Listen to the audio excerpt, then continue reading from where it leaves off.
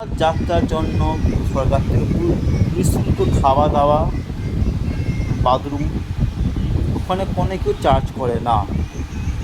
ঠিক আছে, তুমি তোমার যেখানে যত খুশি খেতে পারো, যত খুশি করতে পারো।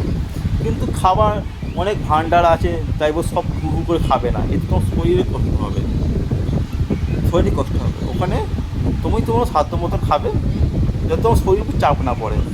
এবং রাস্তায় ধরো তোমার অনেকের শরীরে কষ্ট হয় না, ওরকম হাঁটু চলতে পারে না, বা পায়ে করে কষ্ট হয়, তখন ওখানে অনেক বা ঘোড়া সিস্টেম আছে, বা অনেক মানুষ কী করে পালকি করে যায়, সেগুলো তোমরা করতে পারো, যে যা সাধ্য মতো করতে পারো।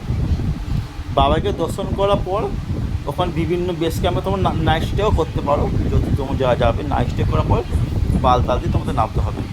বালতাতে নামলে, বালতালে বেস ক্যাম্পে তোমরা থাকলে, ঠিক আছে, পরের দিন ভোরবেলাতেই বালতাল থেকে বাস ছাড়ে 4:30টার সময়, 4:30-5টার সময় বালতাল থেকে বাস ছাড়ে জম্মু উদ্দেশ্যে।